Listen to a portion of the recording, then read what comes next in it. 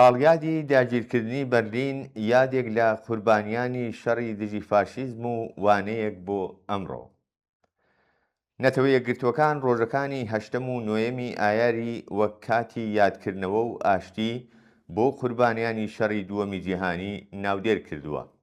شەڕێکی کە تێیدا دەیان ملیۆن مرۆڤ ژیانیان لەدەستدا، شارەکان بە تەواوی وێران کران و شارستانیەتی مرۆیی نزیک بووەوە لە لێواری لەناوچوون.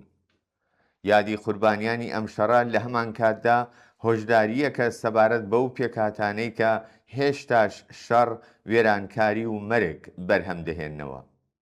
شەڕی دووەمی جیهانی تەنها ئەنجامی چاوچنۆکی چەند سیاسەتمەدارێکی سەرشێت یان هەڵەی دیپلۆماسی نەبوو.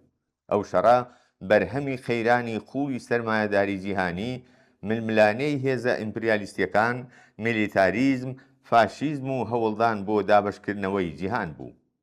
ملیۆنان مرۆڤ بوونە قوربانی تاوەکو بلۆکە نوێیەکانی دەسەڵات، بازاڕەکان، سەرچاوەکان و ناوچەکانی ژێرنفوزی خۆیان جێگیر بکەن. فاشیزم هەر بەو ڕادەیەی کە ئایدۆلۆژیای ڕەگەزپەرستی و پاوەندخوازی بوو، ئامرازێکی بێبەزەیانەی بەرگریکردن لە لۆژیکی سەرمایە و ئیمپراتۆریەتیش بوو. شەڕ دیاردەیەکە کە سەرچاوەکەی پێکهاتەی ئابووری و سیاسی جیهانیە. تا ئەو کاتەی قازانج لە ژیانی مرۆڤ ئەولەوێتی زیاترە، پیشەسازیەکانی چەک سوودمەندی شەڕبن و زلهێزەکان جیهان وەک گۆڕەپانی ململانەی سەربازی و دابشکاری نفوذ و هەیمەنە ببینن، شەڕیش بە شێوازی جیاواز بەرهەم دەهێنرێتەوە. ئەمڕۆ 81 ساڵ دوای کۆتایی هاتنی ئەو کارەساتە، جیهان هێشتا لە شەڕ و نەهامەتیەکانی شەڕ ڕزگاری نەبووە. لە ئوکرایناوە بگرێت تا کەرتی غەزا، لە سوودانەوە تا ئێران و ڕۆژهەڵاتی ناوەڕاست، دووبارە شاهیدی هەمان نمونەی. خەڵکی ئاسایی دەبنە قوربانی ململانێ ژێوپۆلیتیکەکان، ئابووری سەربازی و لۆژیکی دەسەڵات. سنوورەکان، سەرچاوەکانی وزە، بازاڕی چەک و نفوزی ناوچەیی هێشتا ئەولەوێتیان لە گیانی مرۆڤەکان زیاترە. لە شەڕەکانی ئێستاشدا هاوشێوەی شەڕی دووەمی جیهانی ئەوە چین و توێژە هەژار و چەوساوەکانن کە گەورەترین باش دەدەن، واتە ئەو کرێکارانەی کە کار و ماڵیان لەدەست دەدەن، ئەو ژنانەی کە باری گرانی هەژاری، ئاوارەیی و هەڵوەشانەوەی شیرازەی بنەماڵەکانیان لەسەر شانیان قورسایی دەکات، ئەو منداڵانەی کە داهاتوویان لە ژێردار و پەردووی شەڕدا بە خاک دەست پێدرێ و ملیۆنان مرۆڤی کە ناچارن بۆ هەمیشە بە کۆچبەری، بێماڵ و حاڵی و نەبوونی ئەمنیەت ژیان بەسەر بەرن. لەمڕۆوە یادی قوربانیانی شەڕی دووەمی جیهانی پێش هەر شتێک ڕاگەیاندنی پابەندیەکی ئەخلاقی و سیاسیە بەرامبەر بەو مرۆڤانەی کە ئەمڕۆ لە ژیاندان.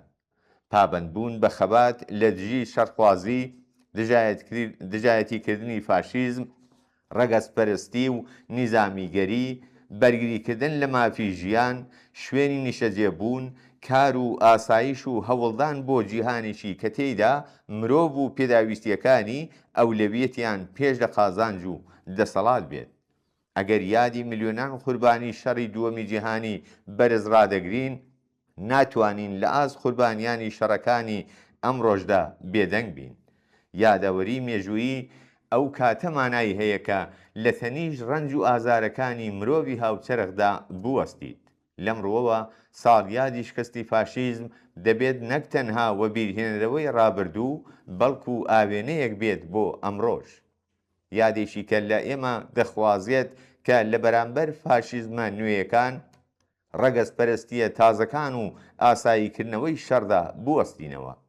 تەنها لەم حاڵەتەدایە کە خوێنی ملیۆنان قوربانی ستالینگراد، ئاوشویتس و بەرلین و نۆرماندی دەبێتە یاداوەریەکی زیندوو، یاداوەریەکی کە ئێمە بەرەو جیهانێکی دادپەروەرانەتر، ئاشتیانەتر و مرۆییتر ڕێنمای دەکات. داگیرکردنی بەرلین نەک هەر شکستی سەربازی ڕایشی سێیەم، بەڵکو ڕزگارکردنی ئوروپا بوو. سپای سوور بەشێکی بەرپراوان لە ئوروپای ڕۆژهەڵاتی لەژێر سنگی نازیەکان دەرهێنا. تەنها بۆ داگیرکردنی دوایین سەنگەرەکانی فاشیزم لە دەواازەکانی بەرلیندا زیاتر لە 800,000 قوربانیدا. ئەم ژمارەیە دەبێت بەو 20 ملیۆن قوربانیەش زیاد بکرێت کە لە ماوەی 6 ساڵ شەڕدا سپای سوور لە ستالینگرادەوە تا بەرلین تەحملی کرد.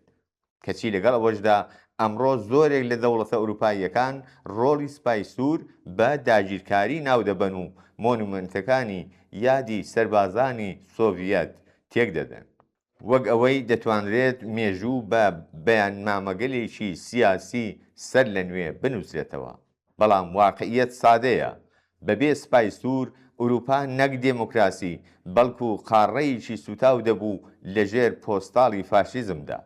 ئەگەر یادی ملیۆنان قوربانی شەڕی دووەمی جیهانی بەرز ڕادەگرین، دەبێت دەنجی قوربانیانی شەڕەکانی ئەمڕۆژ بین، چونکە یاداوەری مێژوویی ئەو کاتە مانا دەبەخشێت کە لە تەنیژ ڕەنج و ئازارەکانی مرۆڤی هاوچەرخدا بوەستیت. یاداوەریەکی کە تەنها لە موزەخانەکان و ڕێوڕسمە فەرمیەکاندا بەند بکرێت، زوو یا درەنگ دەبێتە ئامرازی هەمان ئەو دەسەڵاتانەی کە شەڕ دەخۆڵخێنن. یادکردنەوەی قوربانیانی شەڕی دووەمی جیهانی دەبێت هاوکات ببێتە وە بیرهێنانەوەی قوربانیانی ئەمڕۆژ، ئەو قوربانیانەی کە هێشتا لەژێر سێبەری شەڕ، گەمارۆ، هەژاری و ئاوارەییدا دەژین و خوازیاری جیهانێکی دادپەروەرانەترن. ساڵیادی داگیرکردنی بەرلین وە بیرهێنەرەوەی ئەو ڕاستیەیە کە فاشیزم بە فیداکاری نەوەیەک تێکشکا کە ملیۆنان کەسیان هەرگیز نەگەڕانەوە بۆ ماڵەوە. ئەرچی ئێمە ئەوەیە کە دڵنیا بینەوە لەوەی ئەم فیداکاریە لە کردداری سیاسی و کۆمەڵایەتی ڕۆژانەماندا زیندوو بمێنێتەوە.